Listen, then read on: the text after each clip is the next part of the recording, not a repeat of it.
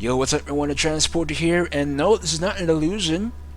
This is live, and this is NFS World. Yep, I finally gave in. This is the offline mode that they've been praising and screaming and yelling about all the time. Yeah, oh, we tried this, alright, yep, now I'm trying it. So, I did all the stuff that whoever made this mod told me to do, and to read me. All that Python, Java, and all the copy this and copy that stuff. And it told me to download some personas that I could use. And my persona was in this persona pack. Yeah, mine. Pioneer Hunt 24. Me. Yeah. So, whoever made this, we need to talk. Anyway, we're not here to blame people about who stole something from who, because the game's dead anyway. I'm pleased that these people have acknowledged me for whatever healthy, lengthy car collection that I had. Even though all my cars aren't here, they just put random cars in my car slots that I could enjoy. But I'm happy that they've sort of acknowledged me as a proper person. Good for you.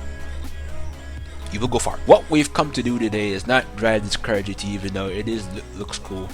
We have come to drive another Porsche. This Porsche, yes, the 918 RSR. It's here. It is here. It's for the first of my forbidden fruit videos that a car which could have been in Need for Speed World. Now this car has been customized with my specifics. I gotta change that suspension. I'm gonna put a red one in there, but I have my yellow tires there. So this is customized it to my specifics to the max. It's stuck at 850. Compared to the Crave GT 856, but it's at max. And I also did one with the same at max, like another concept on 918 RSR. Now, same performance rating, but if you compare them in depthly, the Crave GT is faster and has better acceleration. This is slower, but has better grip. So this car probably does better on short circuits than the Crave GT. But we already know that Crave GT is pretty much one of the best Porsches in the game. But is the 918? Can the 918 dethrone it? And it could, though, because we're gonna check this out and see why it could. But first, let's check you out. I like the way that they did the whole thing, because this car was taken from Need for Speed The Run, or rendered. Well, rendered or imported or whatever, however you would describe it. You have Michelin tires and everything. You got your dual exhaust on the side, quad exhaust on the side. That's the lovely GT1 license plate that I put on. This I customized already.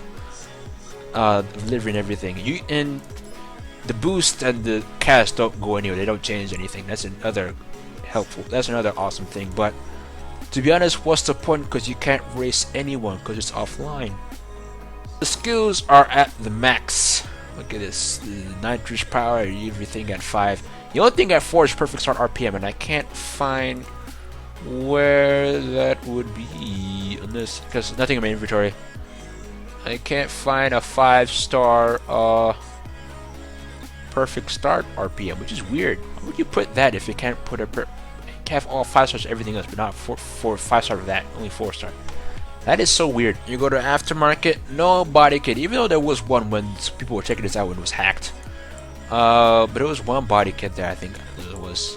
The driver is actually wearing a helmet with orange and silver. They denote the livery that you get this car at when it would have come into the game had they released it 2 years ago, but it never did. And get different sport. Well, the spoilers work. Yeah, the spoilers do work. You can get a spoiler removed altogether. That's dumb. Don't do that. If it were an actual spider, yeah, but this is like a genuine modeled hardtop, so don't do that. With extra stuff in there, so that looks better like that. So leave it be. Performance, you got your basics there. I gotta change it quickly to the reds. Stiffer suspension, better brakes, all-wheel drive grip, because that's beneficial, because drifty reds on all-wheel drive cars sort of feel weird to me, and I've secured that feeling when I put reds on my Z-Tune when this game was alive. Here is the 918 RSR. And wrong engine sound already. So it's like a flat 6 when it has a V8 and a twin cam V8. But this car was converted from the run, and that car did not have the proper V8 sound anyway. So that's that for you. Ow! As I'm driving her, you can hear the supercharger whine, which is weird because hence the engine sound. But anyway, it feels sort of slow compared to the Carrera GT, and that's sort of justified. Into the ow, ow! I can feel the all-wheel drive grip. Yeah, there's definitely a slightly better steering response in this than in the Carrera GT, and the limits of the steering are surprisingly better. With this being, well, obviously somewhat slower and having all-wheel drive, but it feels slower, to be honest. It's kind of disheartening. And this has what? Let's max it out. It's Cosmic Nitrous 6 gears, and that's 6 gears. Strong nitrous, but it feels sort of slow to me. Oh, and there's your tailspin. There's your fishtail. So, to be honest, you could put this in the league. We can't really put this in the league with the Aventador because that just feels like a slippery mess. But it's sort of because ideally, with all-wheel drive, it shouldn't be slipping like this. And knowing the 918, which has a monumental amount of torque, it should have a pretty quick start off the line, and not as quick, and may start to slumber a bit at the high end, which it does, to be honest. But it needs a much quicker start off the line, which it doesn't. It's just kind of disappointing. Oh well. And apparently the torque. What are you doing, sir? Torque curves indicate that this car should have strong nitrous. Guess I'll go with that. Here is just such a ghost town. Remember here? I always do acceleration tests here. The people are just jumping around and drifting around in like Jeep Grand Cherokees and Challengers and Screws. Now it's just like no one. It's creepy, right? Let's see just how quick this thing is in the drag test. 3, 2, 1, go! Alright, good start off the line, not a lot of wheel spin. 147 miles per hour to the wall. Now let's compare that to the Carrera GT. So this is the Carrera GT fitted with elite greens and reds. Now if my hunch is correct, this should be quicker down the straight. But the only thing worrying me is that the fact that it's rear-wheel drive, not all-wheel drive, so it won't have that quick a start. But anyway, 3, 2, 1, go! Alright, straight on through. 20, 30, 40, 150. 3 miles per hour faster. Yep, this is quicker. The cornering tests, basically. And to see just how quick this thing can get round here. In between the... Ow! Okay, that's wrong. In between the lines. Already looking... Whoa! 99! Uh-oh. No, no, no. In between the lines. Get in between those yellow lines. It's looking like a 95.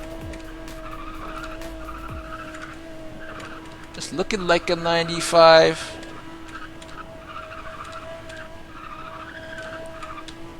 Oh, that's not. That's over. That's over. That's over.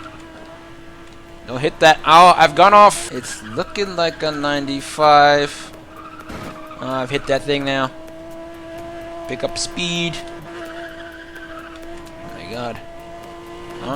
That's too fast.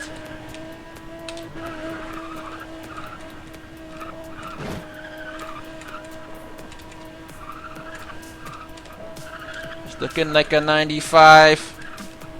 95 miles an hour. I don't think the Carrera GT can top that. Your turn, big boy.